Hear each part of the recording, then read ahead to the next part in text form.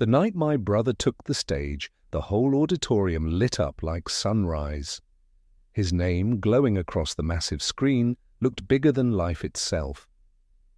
My father leaned toward me, his hand firm on my shoulder, the same way he did when I was 10 years old, back when victories still felt like they might belong to me. The crowd stood, clapped, whistled a storm of hands and cheers. Cameras flashed like fireworks. Pride filled the room like oxygen. I clapped too, because that's what brothers do, right? You clap, you smile, you look proud. You make sure nobody sees what's boiling under your skin. But my hands wouldn't move. They tingled numb as if I had been standing in snow too long.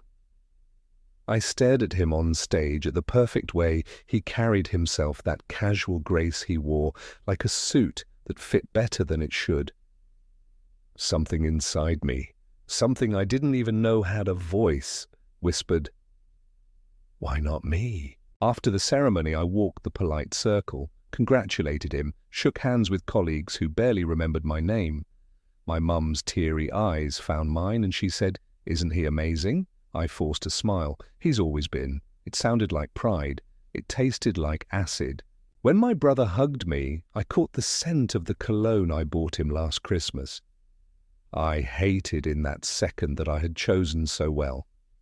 He asked, "You coming to the after party?" and I shook my head. "I've got an early morning." He nodded, didn't push, he didn't see. And maybe that was worse. I reached my car, sat in the dark, and finally clapped, just once. The sound was small, pathetic, my own hands trying to convince me I was still a good man.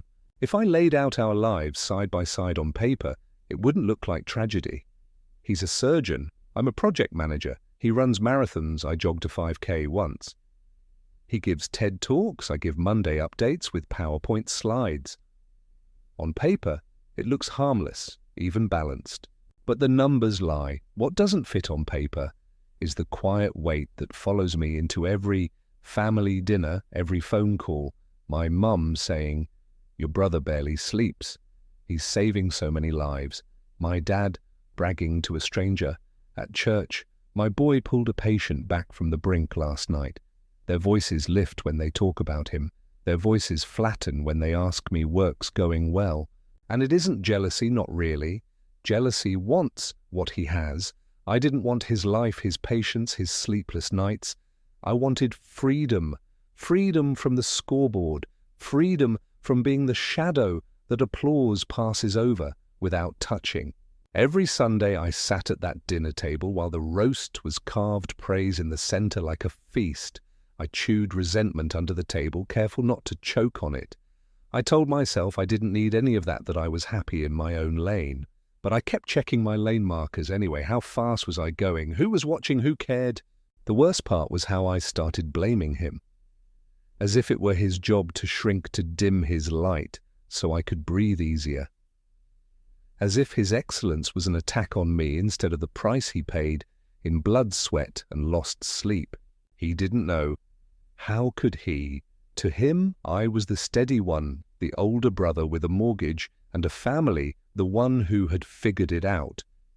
But in the quiet corners of my life, the ledger was unbalanced and the invisible weight pressed harder every year. It didn't happen in one clean break. It was slow, like a thread unraveling each pull, so small you don't notice until the sweater is half gone. At first I skipped the little things. A text from Mum, Sunday dinner 6 p.m.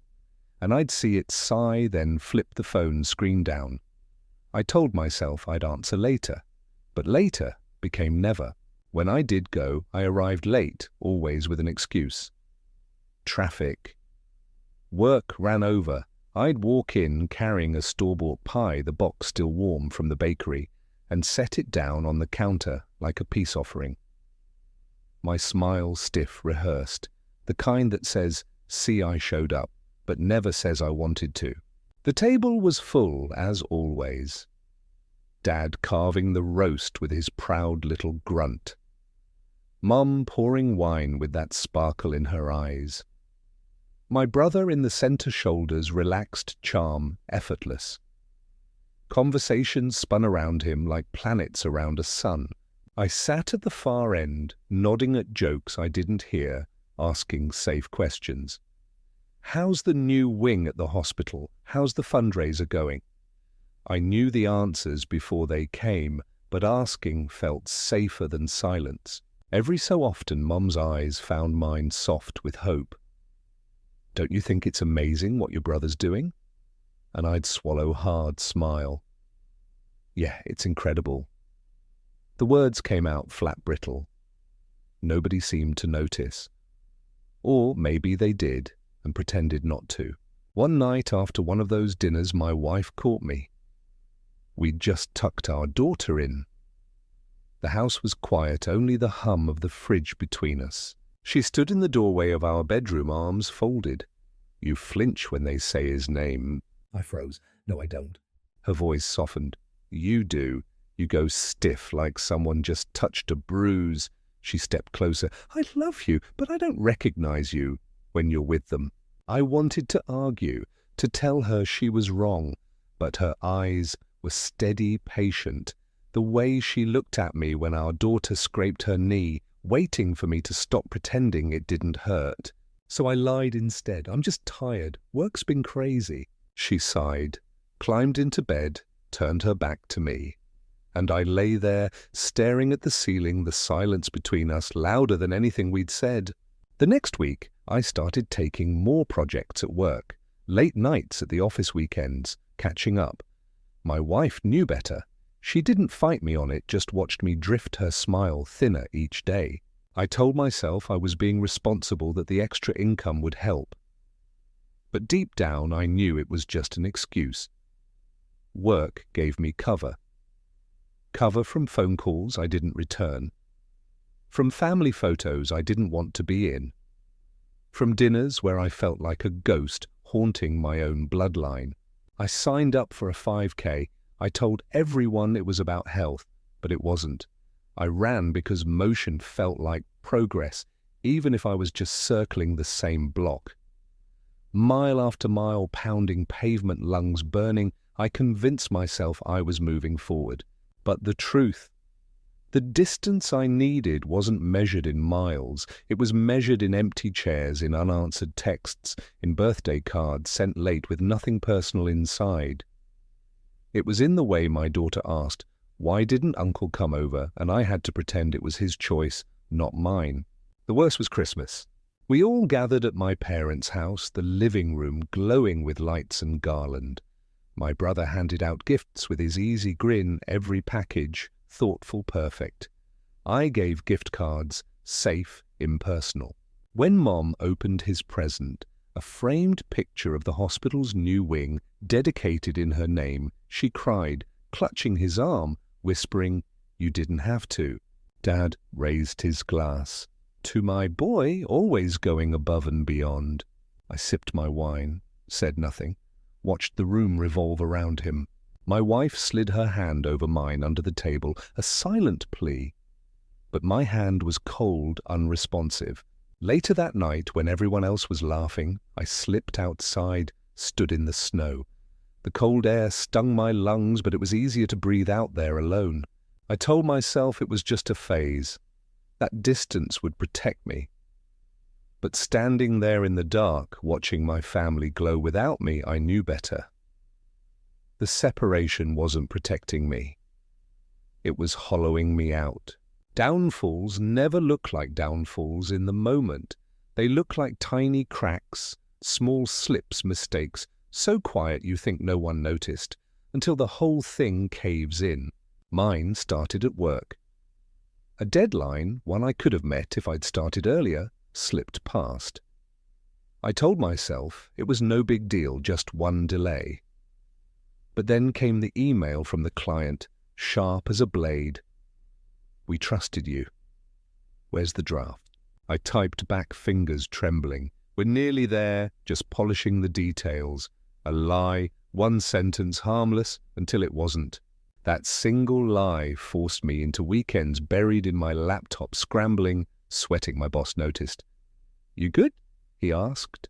One Monday, eyebrows raised. Yeah, just tired, I lied again, my voice too fast, too thin. The snowball rolled, each missed step piled on the next. A presentation bombed because I hadn't rehearsed. A client call fell flat when I blanked on numbers I should have known. My colleagues stopped asking if I wanted lunch. They went without me, leaving me in the hum of the fluorescent lights. At home, the cracks widened.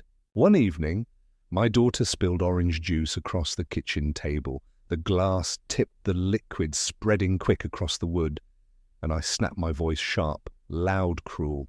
Can't you just be careful for once? She froze, eyes wide, lips trembling. My wife stepped in, wiping the mess with a towel, whispering, "It's okay, sweetie." But her eyes shot through me, hard and disappointed. I saw it, her silent question. "Who are you becoming?" I left the room, heart pounding, locked myself in the bathroom. Staring into the mirror, I barely recognized the man there. My face flushed, eyes, tired, jaw clenched. I heard my father's voice in memory shouting at me decades ago for spilling milk. And I realized I had become the echo I swore I'd never repeat. I sank onto the cold tile floor, head in my hands, and cried quietly.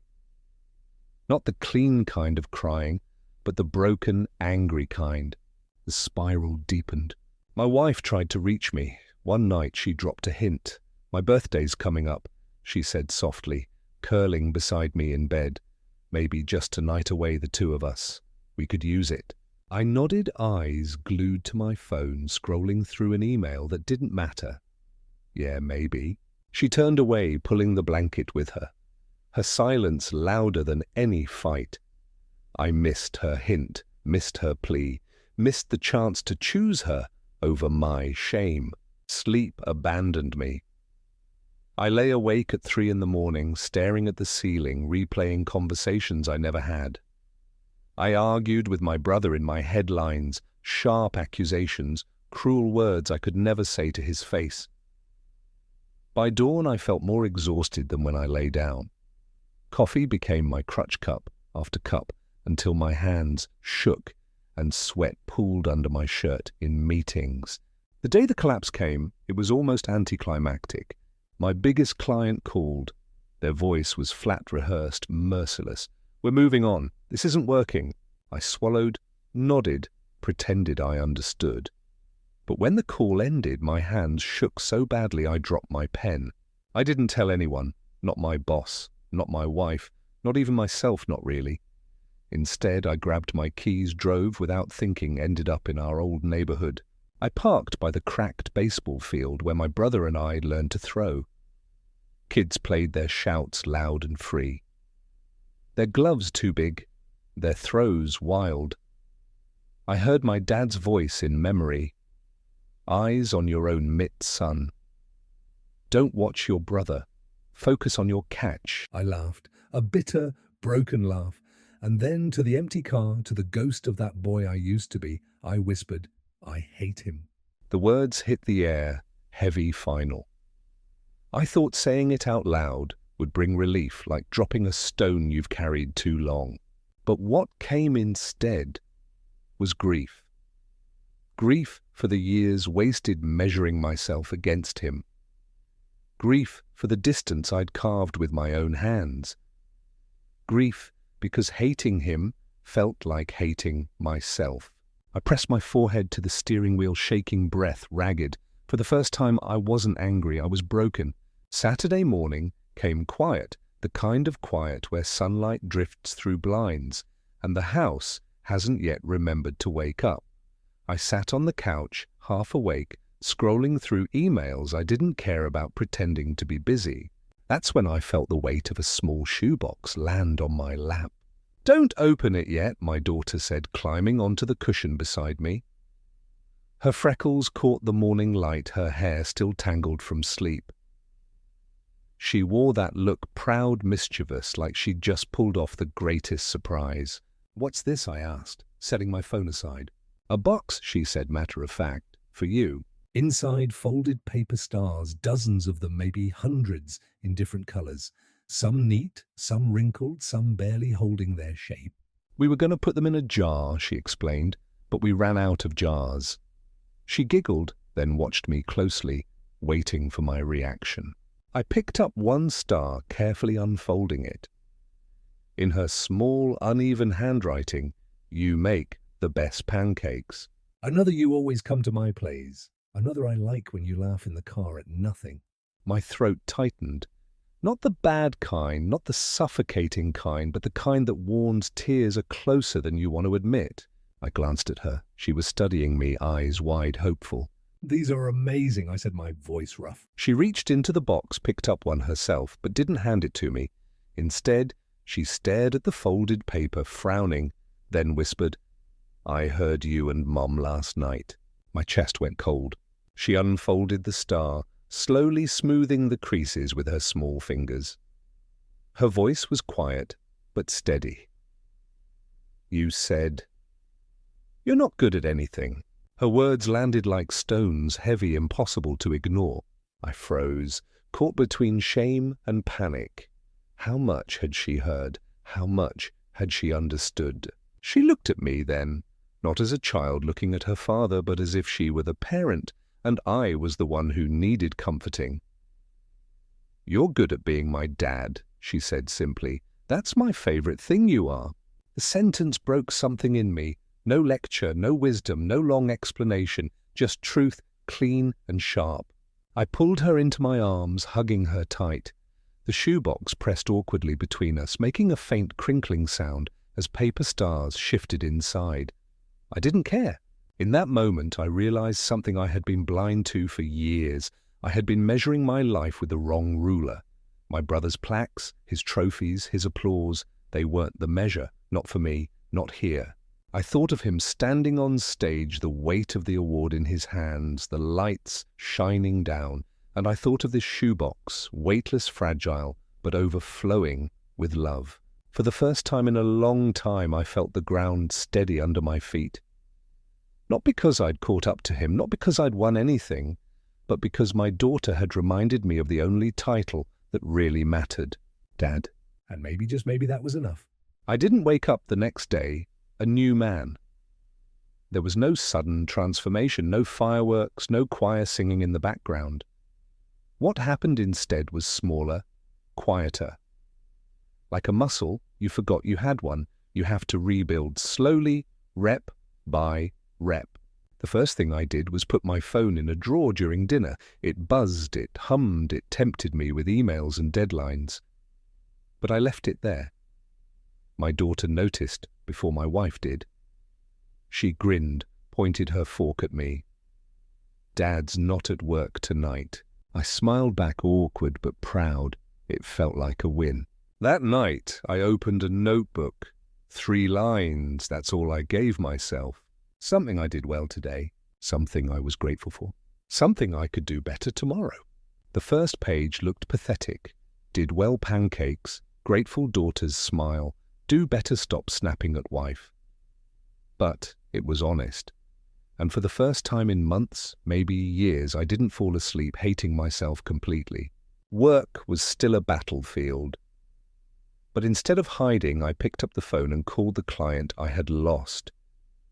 My voice shook, but I told the truth. "I lied to you. I wasn't ready.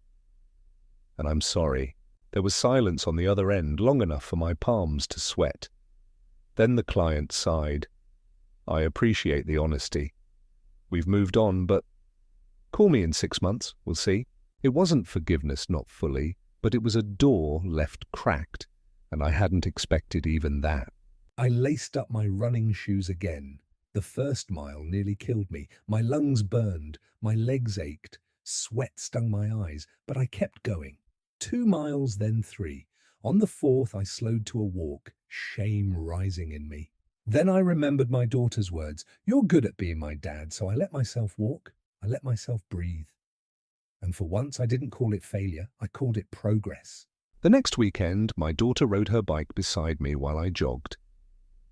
"You're slow, Dad," she teased.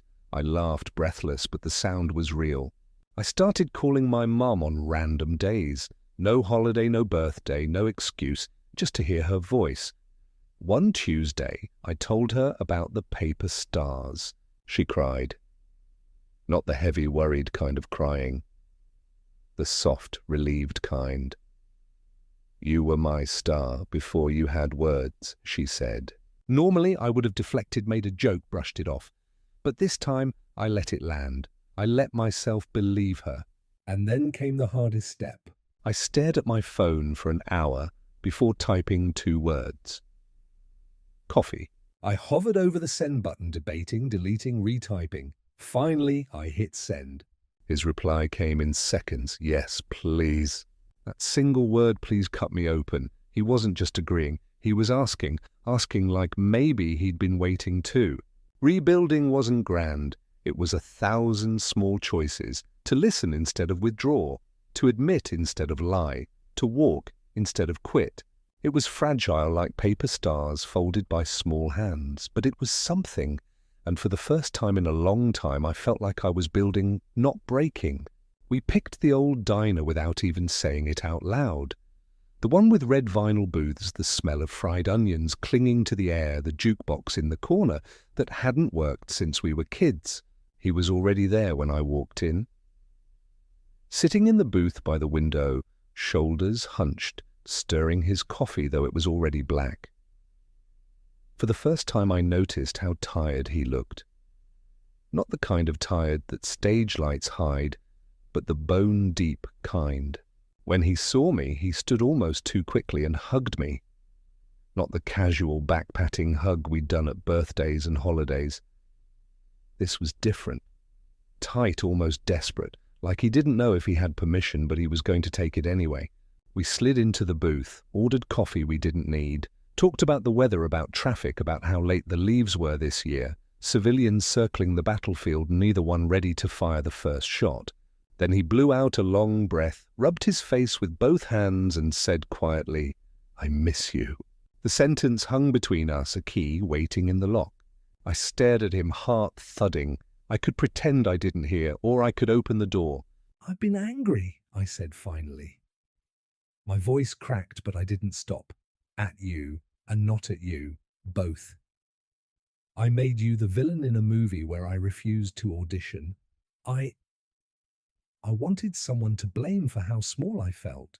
He didn't look away, he didn't flinch, he just sat there still as stone. Then he nodded slowly. "I've been scared," he admitted. His voice was low, raw. Scared of saying the wrong thing, scared of needing you too much. Everyone thinks I've got it all together, but... He paused, swallowing hard. "I'm not what they think I am. Some nights I can't sleep because I hear the ones I couldn't save, their voices, their families.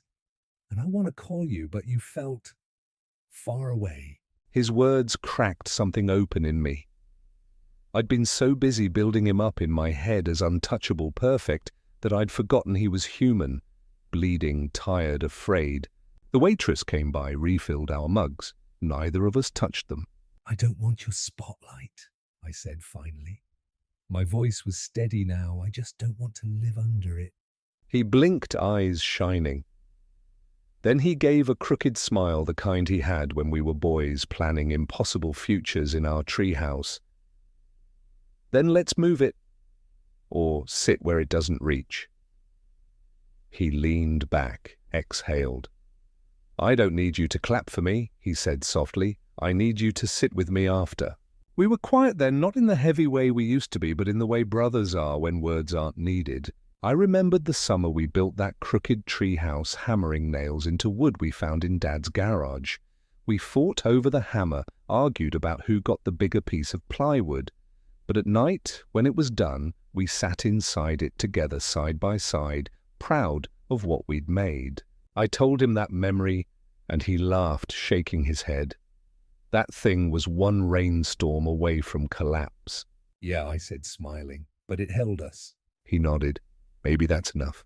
We sat there for another hour. He told me about a little boy who loved baseball cards, how he'd kept one in his pocket for a week after the boy died, unable to let it go. I told him about losing my client, about the lies I told, about the shame. We didn't fix each other. We didn't promise the world. We just told the truth and let it stand. And for the first time in years, I walked out of that diner beside my brother, not behind him, not under him, beside him. 3 Sundays later, we all gathered again. Same house, same long table, same smell of roast drifting through the air. But this time, I came early. I set a warm pie on the counter, not from the bakery, not in a cardboard box. I had baked it myself, messy crust, uneven edges, but mine. The kitchen filled with cinnamon sugar, the smell of effort instead of excuses. When my brother walked in, he wasn't carrying a bottle of wine or flowers or anything to smooth his way. His hands were empty. For years that would have looked careless. That day it looked honest. Dad carved the roast, clearing his throat. To my boys he said, lifting his glass, no grand speech, no bragging, just those 3 words. Mom cried, the relieved, kind cheeks wet but smiling. We ate. The table buzzed with stories, laughter spilling into corners it hadn't touched in years. My brother told a story about a patient who had sung to him in recovery. I shared one about my daughter's bike race. Small things equal things. For once, the spotlight didn't tilt to one side. After dessert, my daughter pulled a folded paper star from her pocket and handed it to my brother. He opened it, smiling as he read aloud, "He lets me stir the batter." The table erupted in laughter. My brother looked at me, shook his head, grinning, and inside me the knot I'd carried for years finally loosened. Not gone, maybe, but loosened enough to breathe. Later in the kitchen, sleeves rolled up hot water, fogging our glasses. He and I washed dishes side by side. The clatter of plates, the smell of soap, the sound of running water, ordinary music. He bumped my shoulder with his. "Want to play catch tomorrow?" I looked at him, and for the first time in decades I didn't feel older or younger, bigger or smaller. I just felt like his brother. Yeah, I said, I do. On the drive home, my daughter fell asleep in the back seat, the shoebox of stars on her lap. My wife reached across the console, slipped her hand into mine. "How do you feel?" she asked softly. I stared out at the quiet neighborhood streets, porch lights glowing like a constellation. "Like the scoreboard's gone," I said. "Like we moved the game to our own backyard." She squeezed my hand. "Good." We turned onto our street, and for the first time in a long time, I didn't dread pulling into our driveway. I parked, lifted my daughter with one arm, the shoebox with the other. As I closed the car door, one star slipped from the box, landing on the floor mat. I bent down, picked it up, and unfolded it carefully. In her round, careful handwriting, "You are brave when you tell the truth." I stood there in the quiet night, the paper trembling in my hand, and I smiled. Then I tucked it back into the box and walked inside, into the house where the lights were already on, into the life I had almost walked away from, into the family I finally chose again.